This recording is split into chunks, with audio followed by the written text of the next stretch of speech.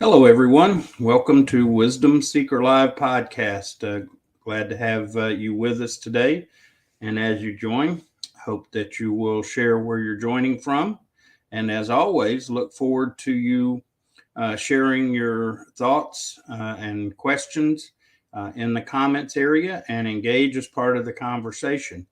Also, want to remind you that on Wisdom Seeker Live, our understanding, our premise for the whole concept of wisdom is in and around a journey that we go through, and it's a three-part journey.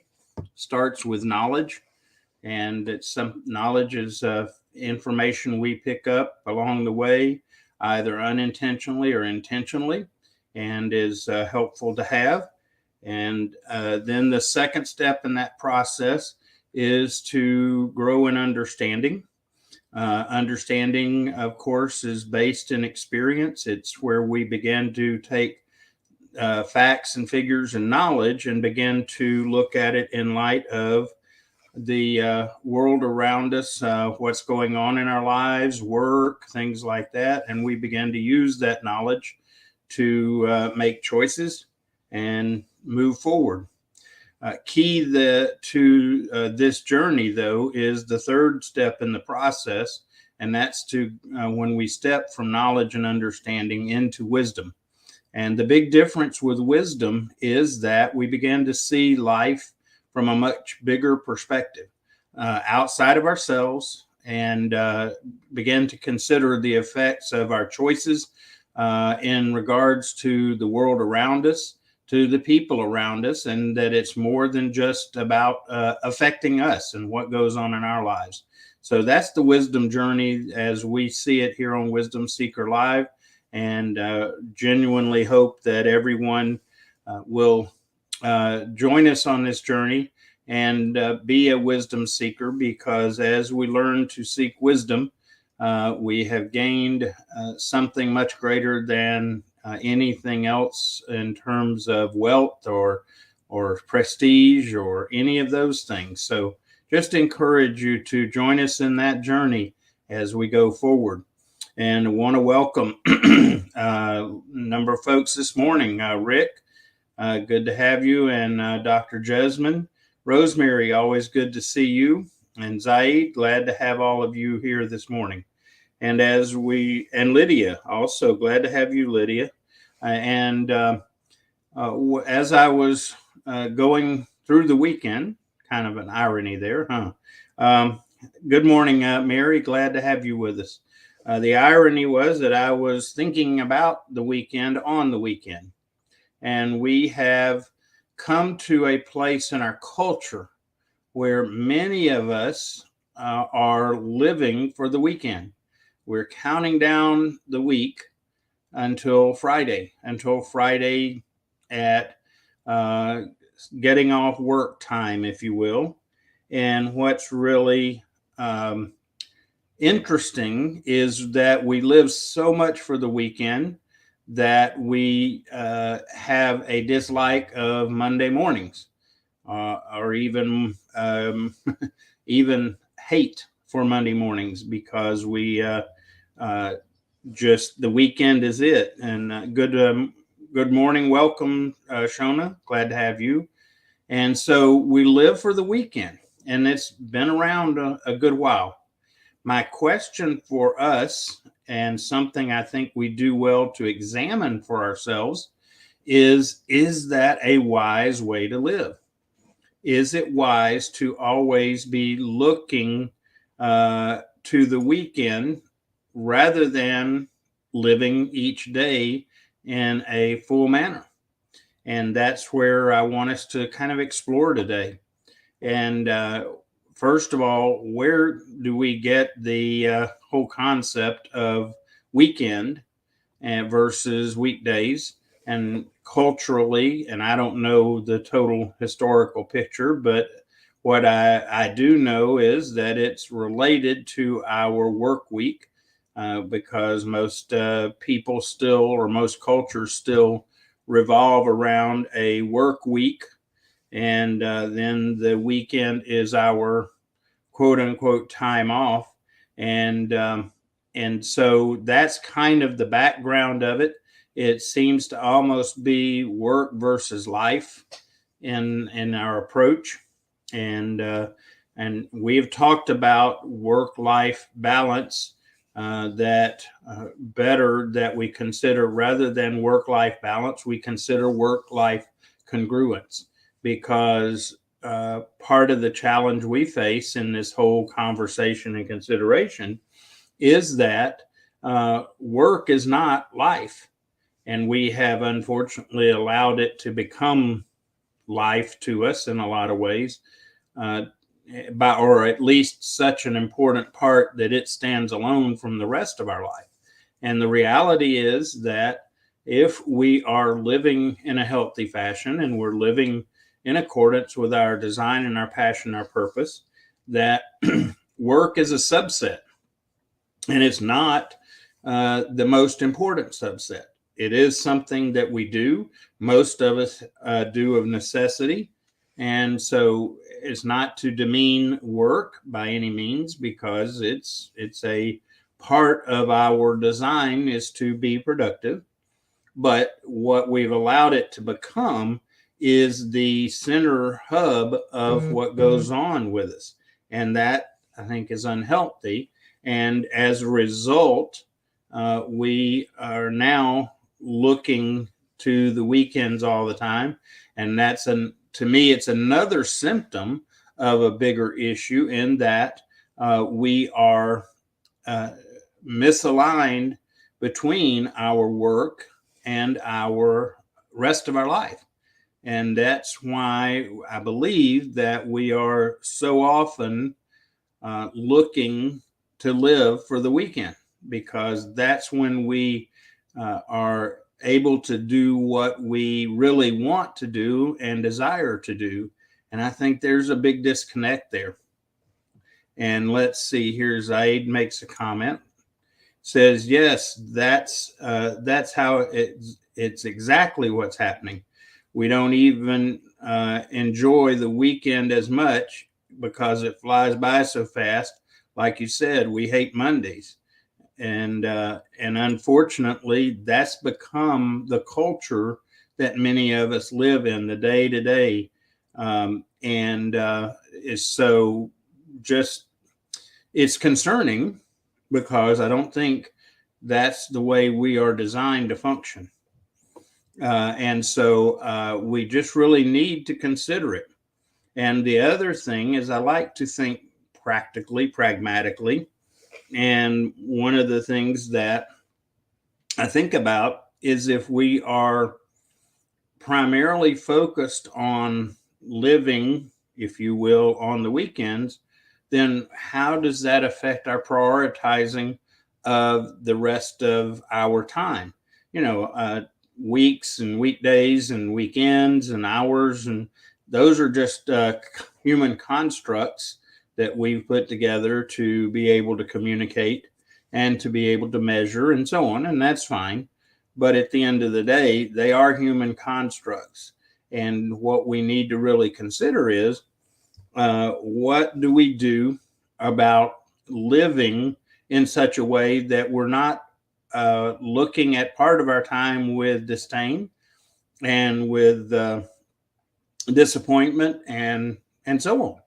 We need to really consider, what are our priorities, and see if we can get to a point that each day is unique, great, and special in its own.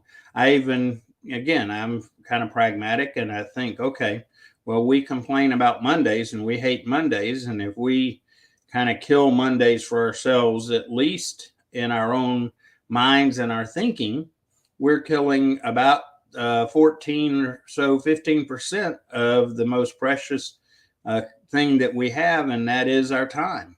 And we are dreading it and wasting it because it's Monday. Well, I don't think that's the way we need to be functioning, or not healthy function anyway. So again, living for the weekend, I think, is a symptom of a bigger problem. And let's see. Shona shares a thought here. A lot to do with time. If you can have flexible hours, then it can be different. Most people I know are restricted by the hours and time work is expected, hence working week, play, and rest the weekend. And indeed, that's a factor, that it is a condition of time. And I think that part of that becomes that we are the looking at the time that we're spending at work as not part of us, or it's a not what we want to do, and so on. And as a result, we see our work time negatively, a drudgery, whatever, however you want to define it. And I think that's a factor in it. And when we uh, actually look at it, we realize that we are being maybe unwise in our approach.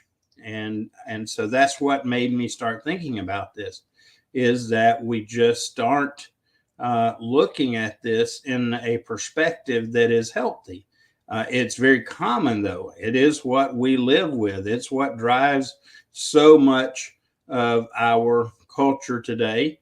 And as a result, we many people are wishing away their life waiting for the weekend. And that's a pretty big chunk of our time that we're wishing away.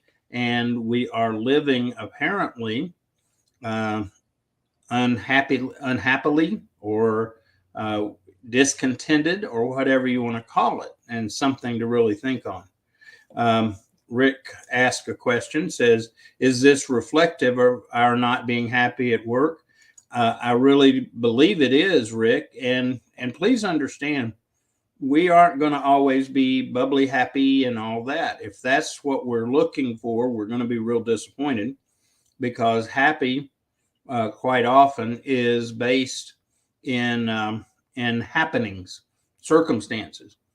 What I think we are intended to is to live in joy and in contentment. But even that we're not accomplishing, because we're doing work just for the sake of making money.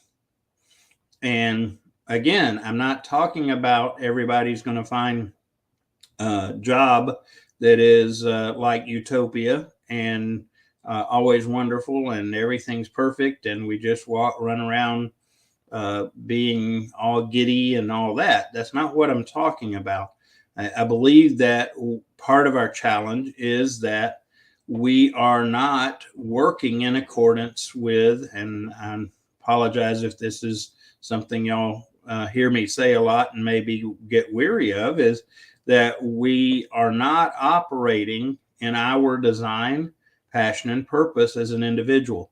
We're functioning in order to make a living rather than living life and doing things productive that along the way earns money or wealth or whatever, however you want to look at it, in order to support what we're doing. And so I do think it is about not being happy at work and a misalignment that is out there. Let's see. Rosemary's got a comment. I do very different things over the weekend. Sundays are my days in the garden, the reconnection with the soil, the tending to the plants. This coming Sunday is Easter Sunday, and as my late dad did, I will plant sweet peas.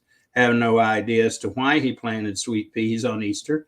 Yeah, our tradition can be interesting, but it's nice to have some of those traditions, because those traditions help ground us in some ways and help.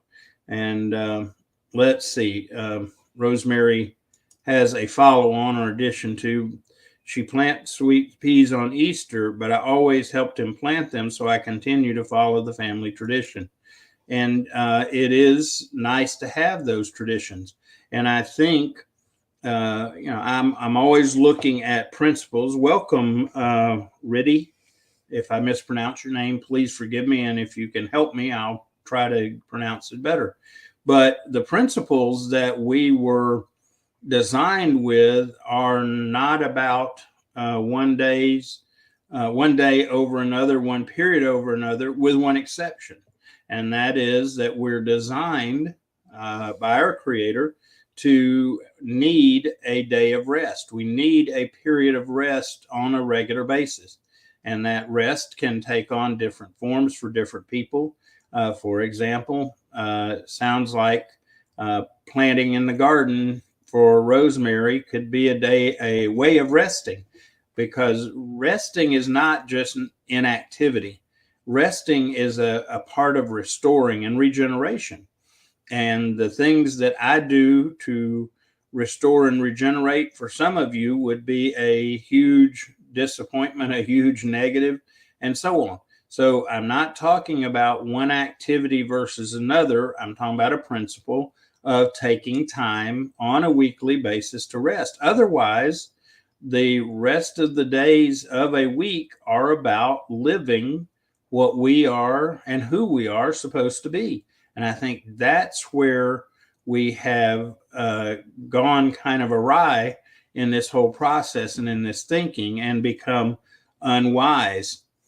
And so it's really quite interesting to note and to consider, are we living in a way and that is unsustainable, like it is in lots of ways? Let's see here. Riddy makes a comment. The outbreak of COVID has taught all of us that we can be flexible and still can be productive and innovative. We need to design hybrid work culture. We've learned a lot about ourselves through the pandemic, and some good, some bad. And indeed, flexibility is a part of the consideration, because a lot of our norms and our day-to-day lives got challenged by the pandemic. And I think that being more flexible is indeed something that has to be considered. It's not necessarily true for everybody, but it's something that we as a culture have to consider. I even go so far as how we consider the topic of flexibility in the workforce and in the workplace is going to determine whether our workforce is truly goes through a very disruptive process and affects a lot of companies and so on. So it'll be interesting to see. But this whole concept of working for the weekend has been around way before the pandemic was apart, and flexibility at work is a good consideration, but I'm not sure that's going to be our ultimate answer to addressing this question of getting priorities and living healthy, and not wasting. I don't like the word wasting, but not wishing away a big part of our time looking for something that doesn't have to be just a weekend deal. Let's see. Rosemary has a comment. She says, Riddy, I disagree. COVID's taught us that some people can work from home. However, that the vast majority of people still had to get up and go to work. Other people simply had to change employment.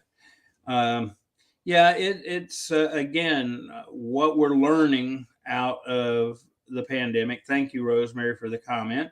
And that what we are hopefully going to take away is that it's going to bring challenge to our way of doing things and how we prioritize and behave, because it's worth doing all at any point. And quite often, though, as a culture, we don't consider changes like that unless we're forced into it. And so the value of what's going on and how we've handled this pandemic is that it's causing us to reevaluate things. And in terms of the question of productivity at home versus productivity at work, there's a lot of different information out there.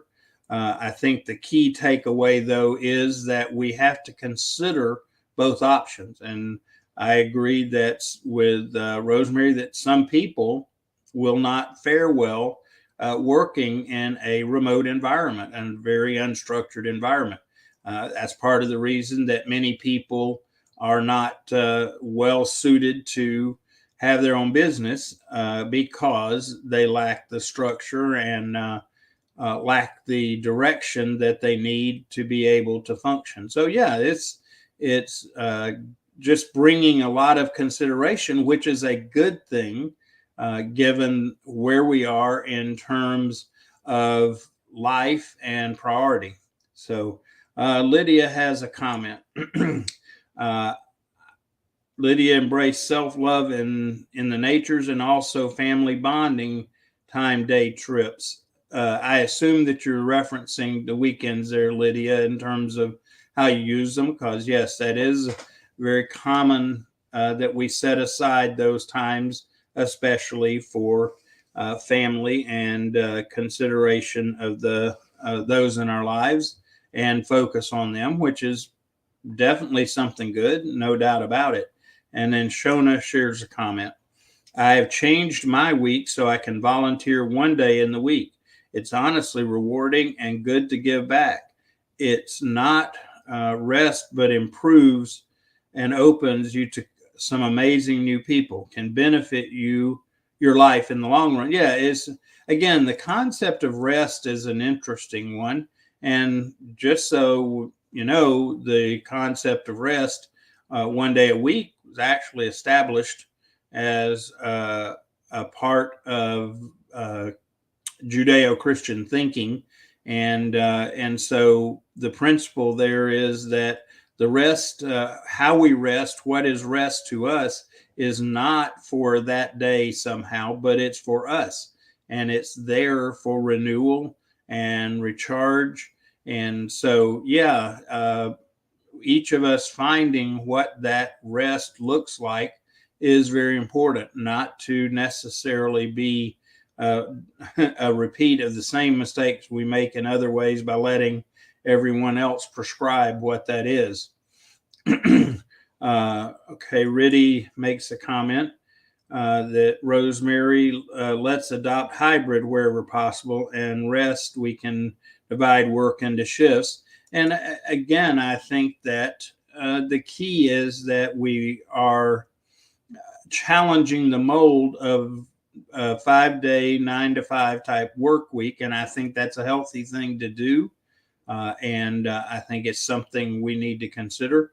And it's also healthy from the standpoint that some people need flexibility and others need the structure.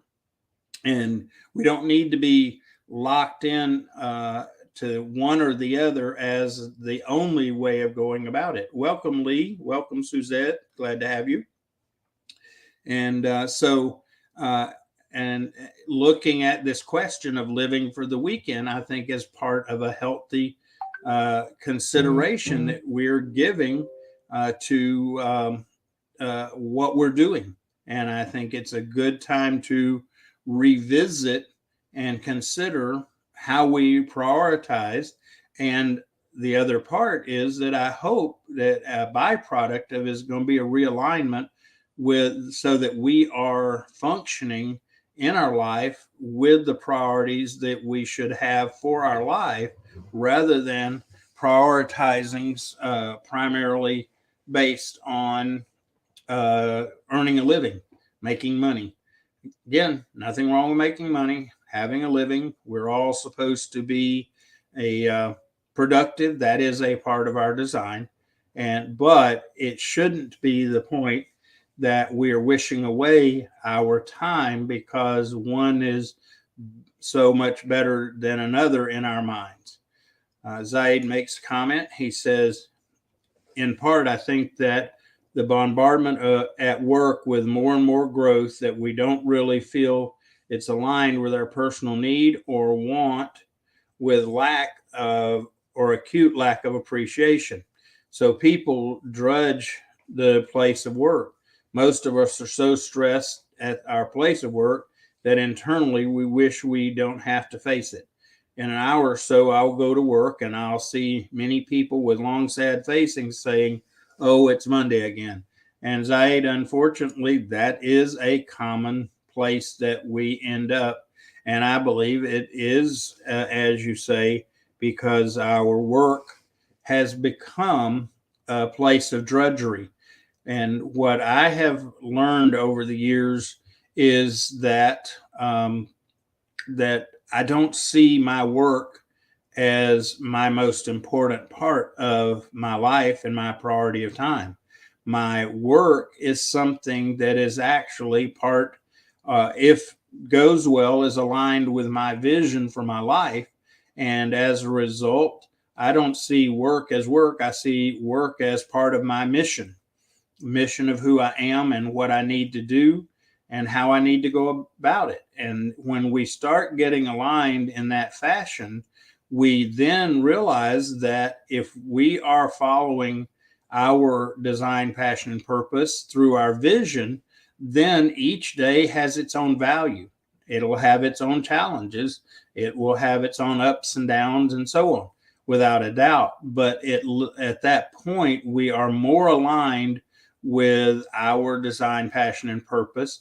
And therefore, we may, even when it's not all happy and giddy and emotionally warm and fuzzy, we are at least at that point where we are satisfied on some level because we are doing as we're designed to do. And then Lee makes a comment, says the Shabbat. You mean God got it right? So it's the end of the week upon completion, or to begin the week refreshed and recharged, or both. Shabbat is one of the terms for a day of rest in Judeo-Christian world, and some groups refer to that day of rest as the Lord's Day. And so there's different terms for it. And regardless of the term, though, because God created us and knows what our needs are physically, mentally, emotionally, and spiritually, those principles are there, and they're there for a reason. And the biggest thing is they're there to help protect us and to help us be healthy. And when we violate that and deny that, then we pay a price for it. And we're seeing some of that in our current culture. And so, yeah, I think our Creator has it pretty well figured out. And that's why, for me, my goal is to, as often as possible, find out what those principles are and get guidance from my Creator so that I am living in a fashion that's healthy and that is in line with my design, and ultimately to bring honor to my Creator for that amazing design and that gift. And so, no doubt about it. Rosemary has a following comment. Work from home is also cutting the workplace family, the ability to learn and work in a team, also to create fun workplace projects. My real concern is that people actually need a separation of work and home. If the office work is sitting at the end of the table, there's no separation. My work is already seeing people with mental and emotional stress simply because people are not able. Let's see, it got cut off. Bear with me here. Let me see, Rosemary. I want to see the whole. Okay, here we go. My work is already seeing people with mental and emotional stress simply because people are not able to switch off from work. I agree with you, Rosemary, that we have to be able to, on some level, segregate work life and family or rest of life. But my thought is, as we begin to get alignment with our life and our work becoming a subpart of that and aligned with our vision, then we aren't so mentally and emotionally unhealthy because we're working in one environment and living in another.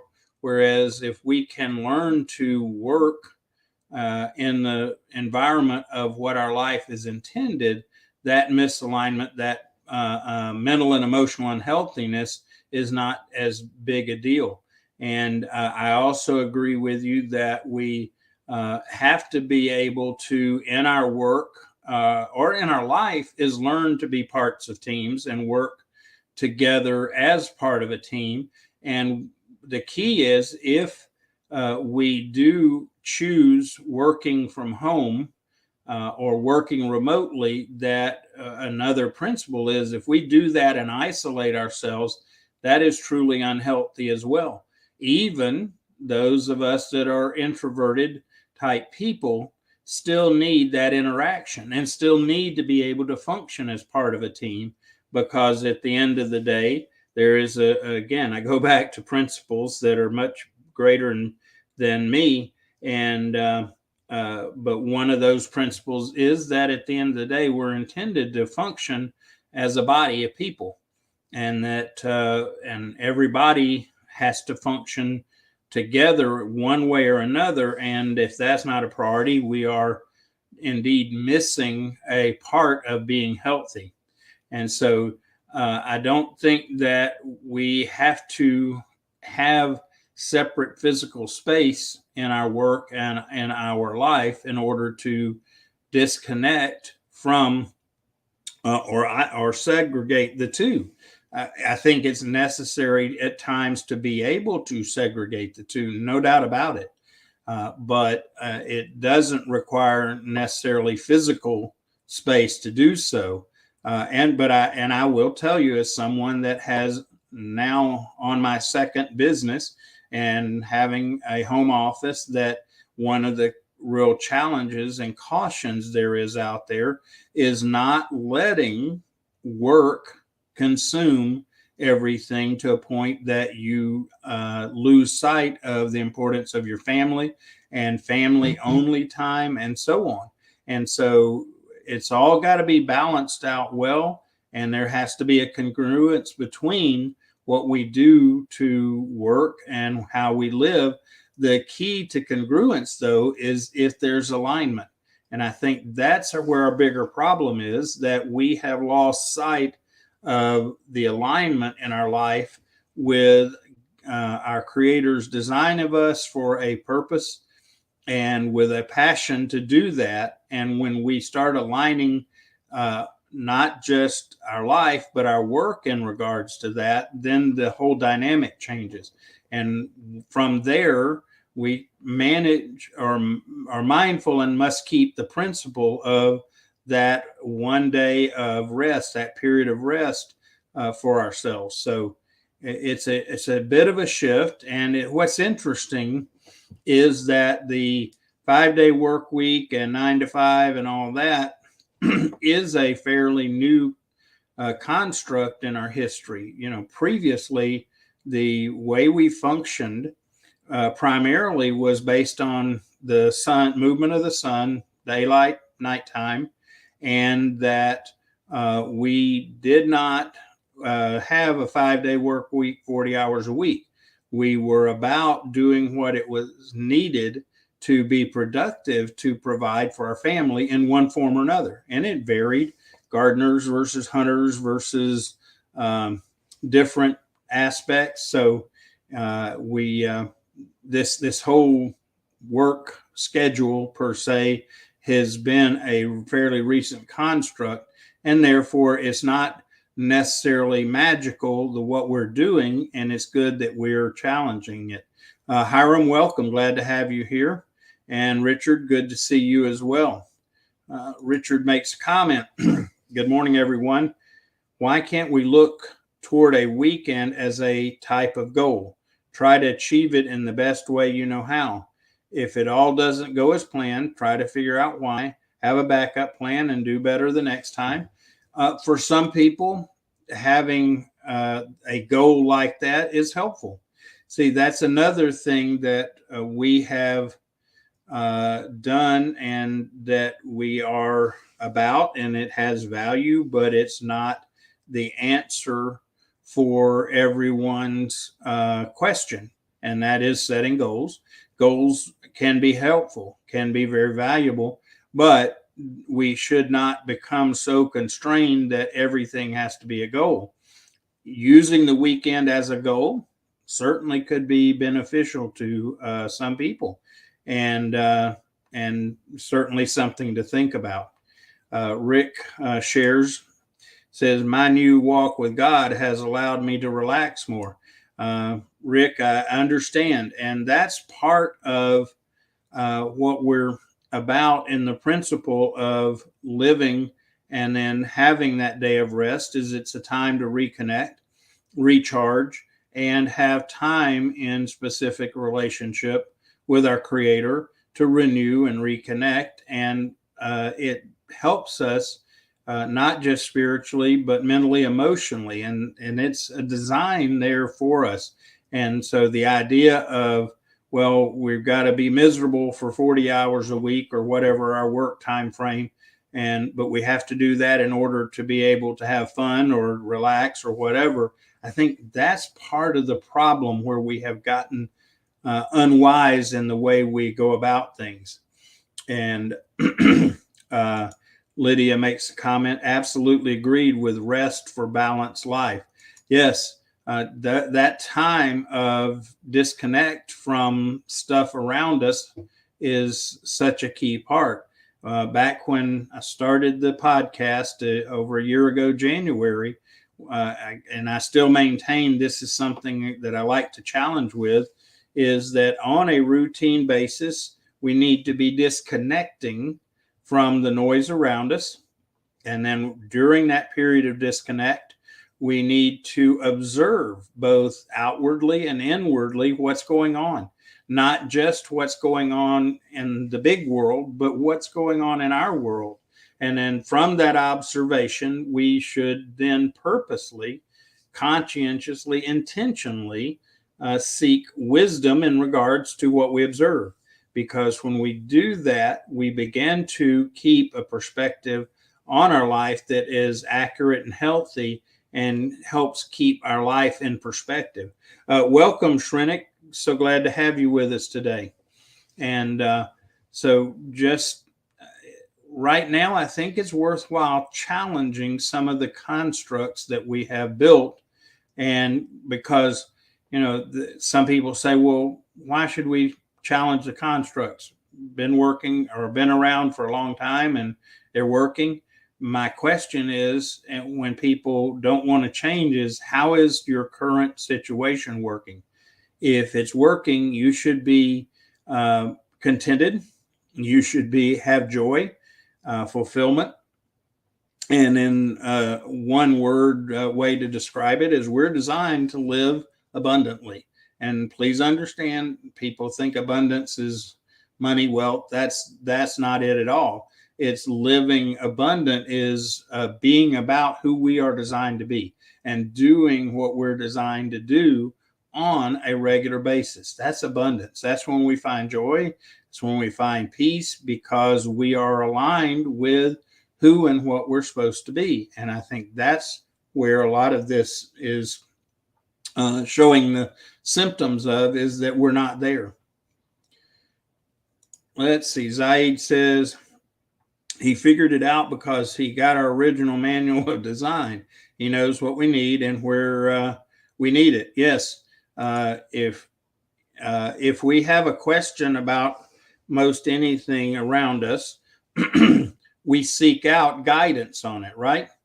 Now, some of us are a little bit different in that if we're going to put together something, the first thing that we do is throw away the instructions so that later when we've got to figure out something we didn't get to go right, we got to go either dig up those instructions or look up a YouTube video on it to get it straight. Well, the good news is that our designer has given us guidance on how to do this right. And there is an operator manual out there if we take time to read and learn from it and get that guidance. And then, the best thing we can do is consult the owner's manual. And we can get into that another day. And but we've been given guidance and wisdom how to healthy live this life And if we just pay attention. Let's see. Zaid says, Richard, good idea. Yet if we focus on it, then we lose the whole 5 days with stress. And then when the weekend comes, we don't really enjoy it. I'm going to make a statement. Sounds a bit Pollyannish or like rose-colored glasses or utopia, but I think it's real. And that is that we're designed to, again, live abundantly, not one day a week, not weekends, but all the time. And that abundance that we're living is not about being giddy happy all the time. It's also not about living in despair or whatever. It's about having joy and contentment, which is what is the healthiest place for us to be, is having joy and contentment, which is a core part of, again, living abundantly. And we talk about that some as a culture. I know some friends on LinkedIn that talk about living abundantly, and that takes on different forms for different people. But the point is that I believe in most cases, it's beyond living to make money to then have fun on the weekends. And that constraint has caused us all some real challenges. And in fact, one of those is just very practical in that every time we have a weekend or it shows up in terms of school breaks and things, that we get to a point where we try to do something fun and everybody else is trying to do something fun at the same time, and it becomes no fun. And so living with these constraints, there's value in it and certainly necessary to have certain constraints and constructs at times, but they should be to cause us to be more abundant and living the life we're intended, rather than to fill some pattern or norm that's out there. Excuse me. Zaid says, I've heard it that at your own business you work 80 hours a week so you won't work 40 hours somewhere else. I think this saying has a lot to do with seeing the work as part of our life vision rather than just having to go clock in at a certain time and out at a certain time. And it really is. And I'll share from my own personal place in life where I'm at. And that is that over the years, I've had times where I have checked in at an office on a daily basis, like other people, clocked in, if you will, and clocked out and done that. And I had some of the most enjoyable, satisfying parts of my career have been as a teacher, which of course means reporting to school and staying there to work with students for the allotted period of time and so on. And had great joy in that. And that part of my life is just a remarkable time. But as I look at my total life, more of what I am about is being flexible. And with that, for now, I contract with different organizations to do things for them. And what I tell them is that rather than my clocking in and out and doing timesheets and the like, that at the end of the day, they're going to get the greater value out of, out of me with the flexibility, because I will always, from an energy and effort and even time standpoint, give them much more than an allotted 40 hours or whatever you want to do. And that's because what I do, even for others in form of a contract, is about who I am. And for those that don't know, have not looked at my profile, my vision is to help everyone find and live their potential. That's my vision. And I'm very blessed that as of this point, it's taken a while, But at this point, what I do, whether it's work or play, or what even family, is built around that vision, and it all contributes to moving forward towards that vision for me. The value there is that it in the end benefits others because I'm doing what I'm designed to do, and it's not just about a work thing. It's not life. It's about everything and who I am. And I think that each of us finding that and purposing to live within that, our design and purpose, is where we are going to be the most content, have the most joy, and benefit the most people. That's part of the design for us as humans. Excuse me, I apologize why I keep having a frog in my throat this morning. Suzette has a comment. I have made it a must to give time to my mind, body, and soul in the AM, then work follows. I take at least 2 intermissions during the rest of the day to ensure my efforts in regards to business is intentional, and I end up on a spiritual basis. Suzette, it sounds like you have found a way to go about living who you're designed to do, and the patterns that work to make that happen. And that's great. And some people will be able to pattern just after you, and it will work great. Others will have to find their own pattern. But the key is to find that pattern, find that I don't know, habits. We talk about habits. Some people's habits need to be a certain way. And so, yeah, the key to all of this is to be intentional, to seek out to be who we are designed to be, and live that in purpose and passion, and in accordance with that design, so that we don't dislike one day over another.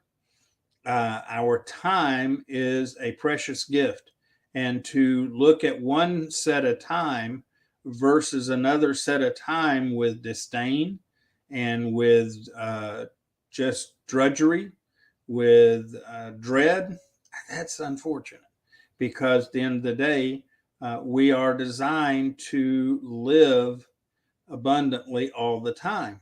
Please, though, I have to say again, don't take that to mean that if we are living in accordance with our design and our purpose, that we're going to all the time be dancing around and happy and feel like we're on constant vacation. Because part of another principle in our design is that we are to go through and work through adversity and allow that to help us grow and help us to develop. And so I'm not talking about everybody lives 7 days a week, all happy, pie in the sky, and wonderful. And I apologize. I know I'm using a lot of colloquialisms here that might be confusing, but basically, I'm not talking about living in a utopia, because that we're not designed for that here in this present age to live in a utopian lifestyle. But what we are designed for is to live abundantly, to live contentedly, and to live with joy, which is really where we're after. And so when we're when we're trying to rush through 5 days of our week to get to 2 days of our week, and that seems to be where we seek out, it makes me think we're not handling our other 5 days real well. And in the process, we're missing an opportunity to be blessed ourselves and to bless others. And when we can overcome that and begin to function in a way that's healthy for each of us, then it's going to be healthy for all of us, because part of what we're designed to do universally is to help each other. And when we are always chasing the weekend, I think it's getting in the way of living the way that we're intended to live. Zaid makes a comment, just want to add that I'm not against growth. Growth is very important, but we should really have and feel it's helping us do things better. And it should follow our speed and way of learning, not to feel we're being beaten to grow. We can't even grow a tree by beating it with a stick. That's true. And growth is important. In fact, if we're not growing, and the old saying is that we're dying. And we aren't intended for that. Not, I know we're all going to die physically, but spiritually, mentally, and emotionally, we are designed to live and live abundantly as we go along. So, the wisdom of living for the weekend, it's all around us. It is something that many people do. Most people do it. I find myself at times thinking, being the same way, feeling the same way. And part of that is a factor of our culture, because our demeanor as a culture during the work week versus our demeanor as a culture on the weekend are different. And I hope that what we can do is begin to be at a point where we will live daily in a way that is with the hope of abundance and joy, and the satisfaction of being alive, and to be sharing this life with other people in our lives, our family especially. Somebody mentioned earlier about I think it was Rosemary talking about taking time for family and making that a priority. That is so key, because at the end of the day, we only work part of our life. I know it feels like it's forever. And for me, it has proven to be a bigger forever, considering my first working opportunity was at 9 years old in a family business. So I've been working a long time. Welcome, Sina. Glad to have you with us. But at the end of the day, family is as much forever as anything here on earth, and not prioritizing, not taking time for them and making that priority is a real unwise choice for us as a culture and for us as an individual. And indeed, how we approach this whole issue of our time and how we prioritize and use it is the key. So at the end of the day, let's consider whether what we're doing is the best way to go about it. And some things it is. And there are reasons that we have constructs and there's value in them, but doesn't mean that we shouldn't challenge and consider, is there a better way to go about it? And I'm of the opinion that living for the weekend is not the wise and healthy way to go about it, that we should be living each day with the same excitement and zeal that we live for the weekends culturally, and that we look at each day as the true blessing that it is that we're given that day, and begin to not say, well, this day is not my day to live fully. My day to live fully the way I want to is on the weekend. Let's begin to think in terms of being about living each day fully and fulfilling and satisfying, and even happy and fun and other parts, and not constrain it to one part of the week, and not to a point where one day, Monday, is such a dread to so many people. And Senna makes a comment that I also think it is wiser to live every day the best way we can. Yes, let's get to a point where each day is valued, and each day is a part of living in accordance with our design and our passion, our purpose, so that we are living fulfilled, not just one part of the week or one day of the week versus another. that each day we are living as designed and with our purpose, so that each day has value of its own, and that we appreciate and enjoy each day and draw satisfaction from it, even in the adversities that we're going to deal with. And by the way, if you're not dealing with adversity, something is misaligned in your life, because we are intended to live and overcome adversity, because that's part of how we grow. That's how we grow character. That's how we grow mentally and emotionally stronger and spiritually stronger. So if you're living without adversity, I think you might want to check, because there may be an issue where something has been short circuited in your life. So again, let's start thinking about not living for the weekend. Let's live for each day, and live for the value that each day brings. And as a result, also the value of the people in each day of our life. And the more we begin to do that, the greater chance that we can begin to live wisely, live abundantly as we're intended. And I have to say that for me, part of the way that I help to do this is through relating to my Creator, because I believe it was Zaid commented that we check the instruction book or guidance or whatever, and I believe that we've got it there when we begin to look at it and seek it out wisely to find out how we can do this better.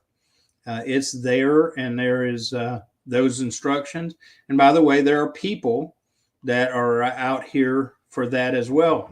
The principle of the way it's put biblically is comforting others with the comfort that we've received. In other words, where we've grown and learned and been helped along the way, we then turn around and do the same for others, or to use common phrase of today, is that we pay it forward.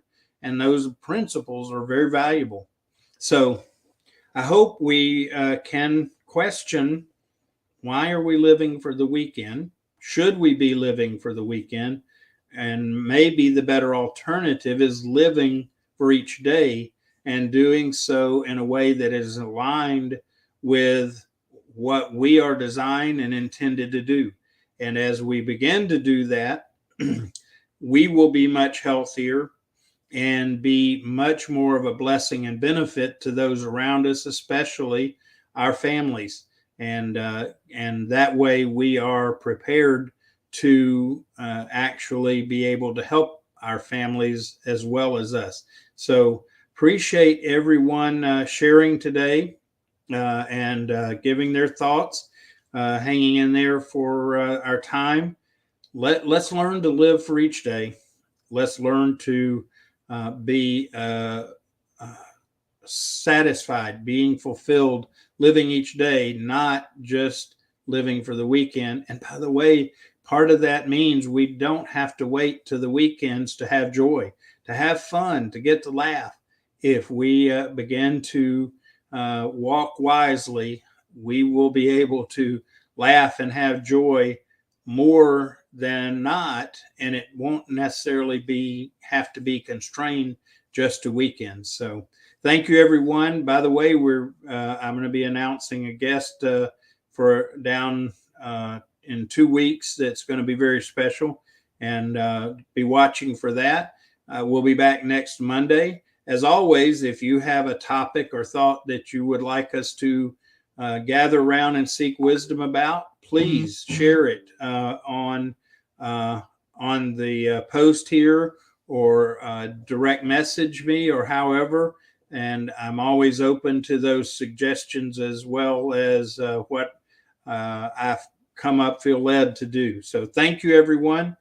So much appreciate you being here. If it weren't for you, this would not be much of a show and much of a podcast, because this, at the end of the day, is about us working together to seek wisdom together, to grow together. So thanks, everyone. God bless. Have an amazing whole week, not just the weekend. and be blessed in every way possible. Take care. See you next week at 8 o'clock Monday morning. Thanks, everyone. Bye.